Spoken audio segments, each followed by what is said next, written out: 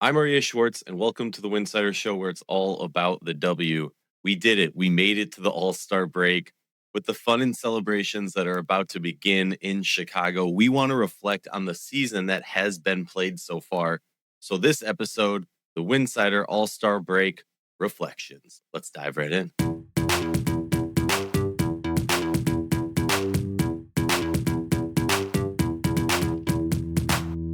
Before we get into today's show, just a quick reminder, Winsidr is a fully independent WNBA news site, and everything we do is supported by listeners like you. If you enjoy what we're doing here, you can keep it going by joining us at patreon.com/Winsidr. That's patreon.com/Winsidr. Pricing levels for everyone. You're directly showing support for work we put into covering the W year round. We also have an amazing team, a full team producing great written coverage over at Winsidr.com. That's Winsidr.com, and more content than ever across TikTok, Instagram, X/Twitter, Blue Sky, and YouTube. If you're in the market for WNBA gear, check out the affiliate links in the show notes and on Winsidr.com. You rep the league, and we get a little support along the way. We're back. I'm back with Madisyn. Madisyn, how you doing? Crazy weekend. How's the air by you these days? Oh yeah, it was pretty bad like 2 days ago. Then it cleared up a little bit, but I think it might be back to being a little weird. I don't know. Didn't go outside yesterday, so we'll Love see. it. Love it. I respect that. Honestly, with the heat and the what I don't know, they were saying in DC like yesterday, it was if you were outside for 15 minutes, it was the equivalent of smoking like a pack and a half of cigarettes or something. And you don't even get the beauty of feeling cool. Like, no, I'm joking. Don't smoke cigarettes, people. They're bad for you, they kill you. Okay, so back to the W. Um, I mean, what an amazing first half of the season. And if I'm being completely honest, as I was sitting here yesterday, I know it was 2 days ago because yesterday I was completely ignored the fact that we were gonna have to record today. But as I was sitting here the other day and I was thinking about it, and there's so much attention that has been going towards off-court stuff. And we kind of touched on this in the last episode. And I totally understand why. Um, there's a whole lot of craziness going on in the league, whether it's fans doing crazy things to players, whether it's coaches doing crazy things to players, whether it's players doing crazy things to like. There's a lot of stuff going on, and I'm not trying to downplay any of that. But what I've noticed is that there's been so much attention towards that. There hasn't been that much attention on what's been going on in the league, like actually going on in the basketball. No one's talking about that, Golden State in their second year, like we thought they kind of set the bar high last year. Let's talk about the storyline of Golden State this year. Let's talk about Minnesota. I mean, we go down this list and there are just insane storylines on every single team that I feel like we're almost falling into this trap now that the W has gotten so big and so noteworthy, and there's millions being not handed out, but millions being passed out to players who rightfully deserve those millions, if not more. And I feel like just a little bit for us, we need to talk about what's going on in this league because there's some ridiculous things. I don't know. I like to you, what do you think? If I know we have like a bunch of stuff listed, but like if you had to pick, I mean, there's the expansion teams, the Minnesota Dominants, Golden State, Indiana, Chicago, New York. Heck, you could even talk about Dallas. Like, what do you think the biggest storyline so far this season is? What has kind of captured your mind, heart, and soul? Yeah, you already mentioned it. And maybe I'm a little biased because I watched this team probably the most in the league, but I'm gonna have to go with the Valkyries. I mean, yeah, what they're doing is crazy. 9 games in a row, second ranked in the league. I mean, yeah, it's super impressive what Coach Nakasa has been able to do. Obviously, the addition of Gabby Williams has taken this team to the next level. But yeah, even so, like their defense, they're locking up the opposing team's best player every single night, which is just like a crazy feat to see. Like I saw a chart the other day, like the difference between the leading scorers point per game during the season versus against the Valkyries, and it's like a huge gap. So yeah, it's That's wild. super impressive. And the fact that they're like, above the likes of the Aces, the Wings, the Fever right now, um, is yeah, I think it's super impressive. It's great for the future of the league, and it also is a great story because it shows like what expansion can do, and it shows how much talent is in the league that is like untapped. Like the fact that Veronica Burton, before 2 seasons ago wasn't revered at this level is amazing. Oh yeah, I mean, look, Veronica Burton was a journeyman. Like I don't even know what the right term is. Like got bounced around to different teams, was seen as okay, maybe like I think, at least from my perspective, in her time in Dallas, it was like, okay, you're an elite defender, but can you do more? Is this going to expand into something else? Are you good enough of an elite defender that will earn you a roster spot? Or are you able to like add other aspects to your game to kind of solidify that? And everything she has done from those, again, I think it was Dallas. Maybe I'm wrong and my memory's disturbing me, but like from those moments to where we are now, it's pretty crazy. And you got to love what the Valkyries have done in terms of the building of this roster and not, it would have been very easy for this team to go, okay, last year we had success doing what we did, but we were an expansion team. We had to play this game a certain way.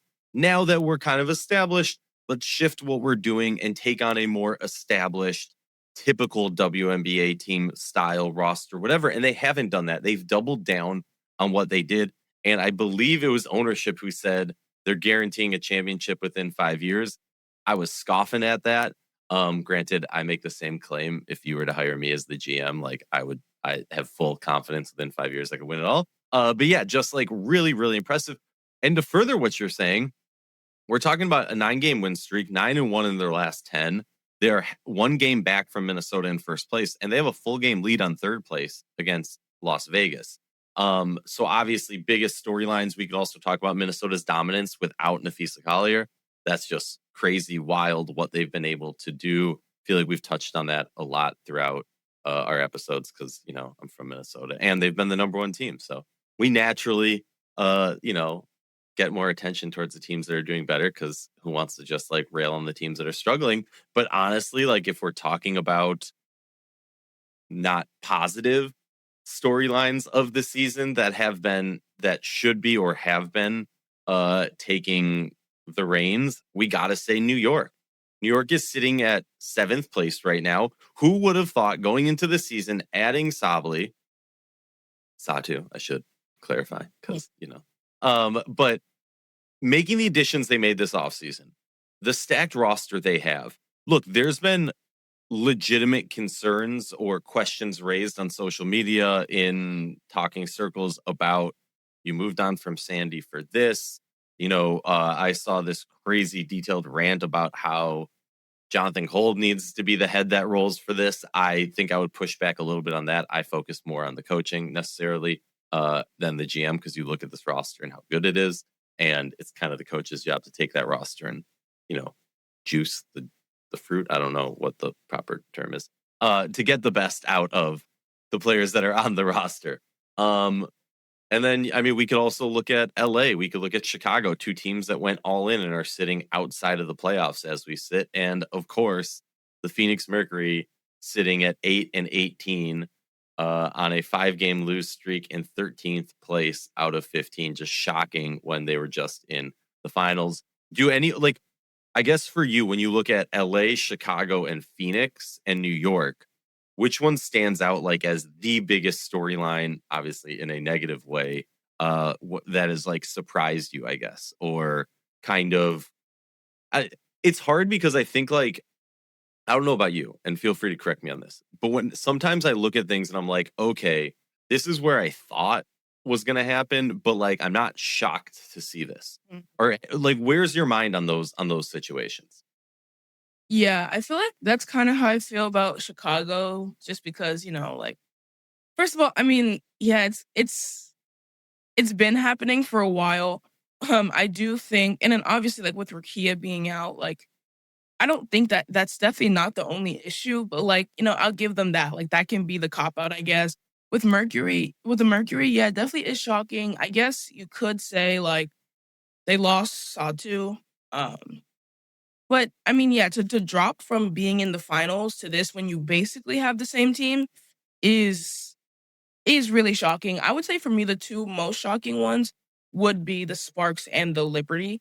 Um, especially Well, especially the Liberty with the start of this season, because last season wasn't that great for the Liberty as well. But with the start of this season, they started off. I remember our first episode, like we did the hot or not, and I was very like the Liberty are hot for sure. It's just not been the case. Yeah, I think obviously again can use the injury excuse, but they still have now they have Sabrina back, they have Brianna Stewart, they have Jonquel Jones. There really isn't a reason why they should be playing like this. Like even with the injuries that they do have, and even when they did have some of those players on the court, it still wasn't looking great. So yeah, I'd probably say the Liberty. Um, I don't know. Yeah, and it's just like it just there's something just feels off. Like all the quotes coming out are the same, kind of like we need to play with more effort. We need we need more chemistry. But it's like, okay, but in the meantime, before those people come back, what are you gonna do in the meantime? You can't just lose until Satu comes back. And also like the effort is just like, I mean, you just have to try. Like even that, like you can't coach that part, but there are a lot of things that also can be coached better. Yeah, no, 100%. I think, and I've brought this up so many times. These quotes that I'm seeing from New York remind me so much of Vegas last year, so much of the Chicago Sky when they won their championship that one year. But the thing that I'll say is like I'm using those as the positive references because we know how talented this roster is. I mean, I could scream this from the rooftops, and it like I won't be tired of saying it. This team is too talented. You touched on this. I'm not like effort or coaching or whatever the excuse, whatever the reason, whatever it is. This roster is too talented to basically be sitting at 500. They're 13 and 12. They're in 7th place. You have Brianna Stewart, who, if you were sitting in a top 3 spot, would be in the MVP discussion. She's totally carried this team. For me, as I have spent the last like 3 days looking at this New York Liberty team, watching old games, watching the recent game, I think it was last night or 2 nights ago or whatever. And it's just, I started to kind of go back and go, okay, let's look at the roster construction. And I'm sorry I'm going into New York too much here, but I was like, okay, let's look at this. Like when this roster was built, it felt like it was built to be a super team. And then it quickly felt like it was kind of, I don't want to say devolved, but devolved to try to built around Brianna Stewart. Originally, this was not a team that was built around Brianna Stewart. At least my perspective. Maybe Cole will tell me I'm crazy and wrong. Someone up, please.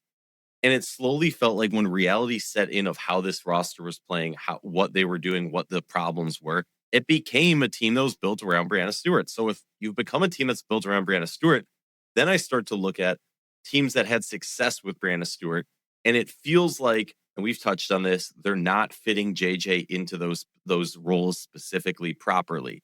A little bit of like not enough Crystal Langhorn and not enough Natasha Howard. Like a bad combination of those two. Reference when Stewie won in Seattle. And then you don't have, you have a Sabrina and you have players who can fill that Jewel Lloyd and Alicia Clark role, but not the Sue Bird role. And so you start to have these struggles, and then I start to wonder, does the super team work? But then at the end of the day, it's a super team. They have so many freaking good players. They'll be back at some point. I don't know. And so that's why it's hard, because it's like, I don't want to sit here. Let me be transparent. I want to sit here on the pod and be like, I'm ready to call it for New York. They're sitting at 7th place. They very easily could, run it up and jump to a top 3 team by playoff time. That said, and I don't want to be clipped saying this, but like that said, like right now I'm sitting here, I'm like, this New York team looks like a team that's going to be a bubble playoff team and a first round exit, in my take. And like, really disappointing. All right, sorry. That was far too long. Okay. Let's go move on to players, because as we came into the season, I'm curious, is there any players who have changed your mind, kind of surprised you? You were too high on coming into the season, too low on coming out of the season, just based on like, and I'll give a couple to ease you so you have a chance to think about it. Player that I have historically been too low on, that I want to give some love to, is Leah Boston. Leah Boston, I have historically been very low on. I think she's a great player, but I haven't seen her jump into that conversation of being one of the top 10 bigs in the league. I would even make the top 15 argument in the league. People would get mad at me. Fine, whatever. My eyes are opened. what I'm seeing from this team, from Aaliyah specifically, is really impressive. What I see her doing against top opponents is really impressive. And I have personally been wooed. And then on the other side, on the bad side, it's Ariel Atkins, on a player who I have high expectations for, a high admiration for her game. You look at her career, what she's been able to do, and then you look at this season, and it's like, you know, 13 points per game average on the career. She's dropping down to 8.9.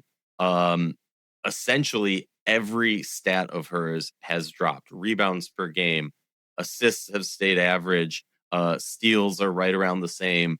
Turnovers have gone up a little bit. Shooting percentage is down in some really bad ways. I mean, she's shooting sub 30 from three. She's shooting 35% from the field.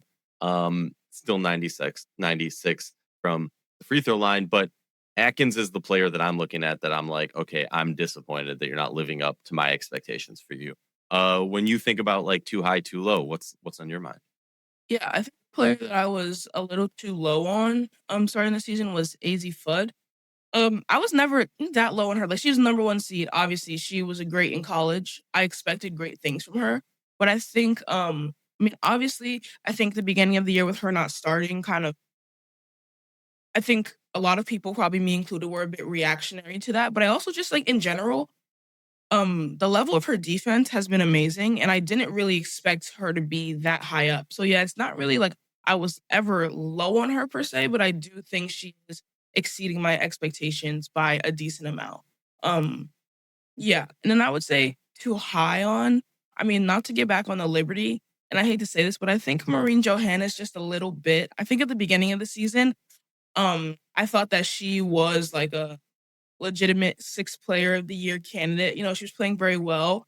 And obviously that was bound to change with Sabrina coming back and all those things. But I think, and this also just boils down to lineups. Like, it's not even particularly her fault completely, but I mean the defensive impact she's had on the floor has not been great. And then also when the Liberty run lineups with her and Sabrina and Pauline, or whatever combination of the guards, sometimes I just feel like, I think maybe the role that she's playing hasn't adapted to Sabrina coming back, because sometimes, like, she's playing as if she's the main guard on the floor when you're not, right? Like, it's Sabrina, it's basically Sabrina's team. Well, it's Stewie's team, but you know what I mean.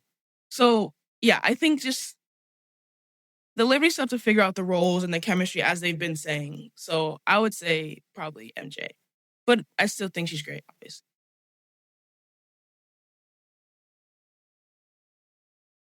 Oh, you're muted. Oops. She's a player that I constantly am sitting there and I'm going, okay, makes the highlight reel play, opens the eyes, fans fall in love.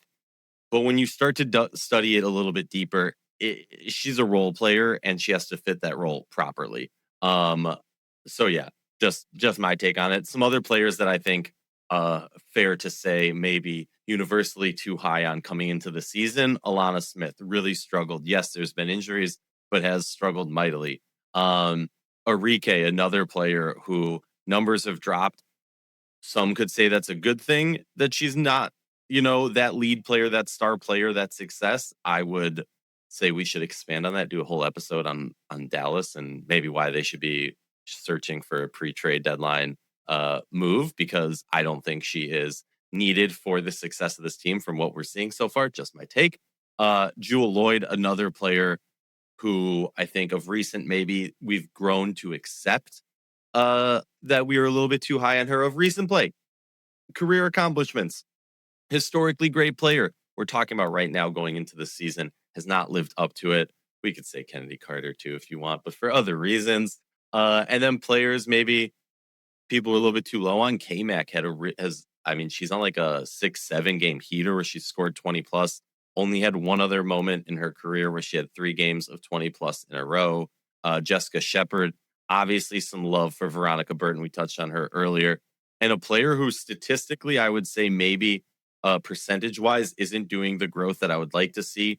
But just from the eye test, I'm seeing it. It's amazing. Yes, the team has struggled. Yes, the team needs to be doing better. They're sitting at 6th place, but on the Atlanta Dream, Angel Reese has truly, really been impressing me in her growth as a player. Just in the little things that she does, I've seen a lot better. Real quick, I want you. We kind of already touched on this, so I'm going to do this real quick, but then we're going to be looking forward to the second half. Teams that have disappointed us so far, I think we can both say New York, no question. The LA Sparks, I think we can agree with that, no question. The Mercury, I think we can agree on that, no question. I'm going to say the Atlanta Dream. Do you agree with that or not? I feel like maybe it's a recency bias. They're sitting here at 15-10, not horrible. 2-game win streak, 4-6 in the last 10. But it just feels like dropping down to 6th place. And even though they're at 6, it hasn't felt, for me at least, as confident as I expected them to be at this point of the season. What do you think? No, yeah, I definitely agree. I definitely expected them like at this point to be in that, 3-4 range. And yeah, what was it? A 5-game losing streak? That was pretty rough, especially the teams that they did lose to, like Portland, all like yeah, it has been rough. I obviously still think like they have a lot of time to get it together come playoff time, but they definitely are like underachieving by what I expected at this point in the season. And then teams impressing me so far, I feel like it's pretty easy to say this. Minnesota, Golden State and Minnesota, like different reasons, whatever, just super, super impressive. And I got to give some love to the Dallas Wings. Really impressive. They're sitting here at 4th place and kind of under the radar, I feel like, for having so much superstars, extremely under the radar. Probably a great thing for this team that I'm just going to say it. If I'm this team, I don't want all the attention right now. I want to kind of be under the radar, ease into the playoffs, and then really be poised for greatness. All right. And last thing, looking to the second half, teams poised for success. Is there any team in your mind that is poised for success for the second half of the season? I'll go first, and I will say the Fever in Minnesota, I think, are poised. Minnesota obviously getting feedback. I don't think that's going to be a huge, issue for them. And then the Fever, I think they're starting to get things that they're finding a flow. They're getting a rhythm. And so I'm excited to see kind of if they can keep the outside noise outside, what they can do in the second half. What about you? Yeah, first of all, definitely agree with Minnesota. Like, obviously, getting feedback is going to be insane for this team. Can't wait to watch that. And I also think on a similar note, I think the Dream with Bree Jones being back have the same potential to make a big jump. Great Like call. we've been talking about the whole season. Like this team has been good, but we still need to see we haven't seen their best yet, partially because Bree Jones has been out. So I think that will be great to see. And yeah, I think after the All-Star break, they'll be fueled by kind of this being lower than expected and can make a run to be better or to be where they were supposed to be by this point in the season. What team? I'll pick one. You pick one. What team has an uphill climb or is doomed for the second half of the season? I'm gonna say for doomed Phoenix. I just think we're sitting here at 8-18. They have not gotten anything together. They have not figured out anything. I'm not even looking at the schedule above. I'm not looking at it just feels like this season is doomed. And as each game goes by, things are only going to get worse. Yeah, I definitely agree. I think I would probably say the Sky for similar reasons. I think, yeah, like even if they were doing badly, but they had Rakia, that would be a bright spot, right? Like that's how I feel about the Storm. Like the Storm are the last team in the league, but no one was expecting them to be good, and they're still going toe to toe with some of the best teams in the league, right? The Sky is just like I don't know. First of all, like with the drama in the locker room, like and the facilities, like the outside noise is also not great coming out of Chicago, which doesn't bode well for their play as well. And like you said, they went all in, gave away a bunch of young assets like for the future for this season. And this season isn't going anywhere. So it's like, what do we do now? Right? Like it's rough to watch. Yeah, and honestly, I just want to. We don't do this in the show, but shame to LA and Chicago. Like shame you both because this will be this won't even be a rant. Going into the season, they both made it very clear that they were all in, and this isn't the first time they've done this, but that they were all in to win it this year. And I don't think there is a single person outside of the people who are drinking the Kool-Aid in the facilities who actually believe that either of these teams are within a slingshot's distance of winning it all. None of them were sitting in a position, and I understand like anything can happen and blah blah blah. None of us thought that was going to happen. Thought it was pretty clear, and all of them have given up on so much amazing young talent that we're seeing really put a mark on this league this season, last season, and likely next season or the season after. So shame you both. To close out this episode, I just want to say thank you to all of you for listening and supporting independent WNBA coverage. Winsidr and many other outlets have been doing this for a long time, and it only works because of the community. So support your local WNBA news outlets. And thank you. We'll be back next week.